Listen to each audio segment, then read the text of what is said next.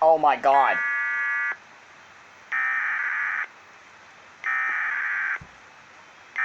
Long time no see, Cleveland.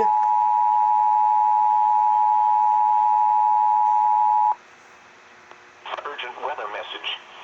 The National Weather Service in Cleveland has issued a severe thunderstorm warning for Ottawa County in northwestern Ohio, Erie County, northeastern Sandusky County in northwestern Ohio until 6:15 p.m. Eastern Daylight Time.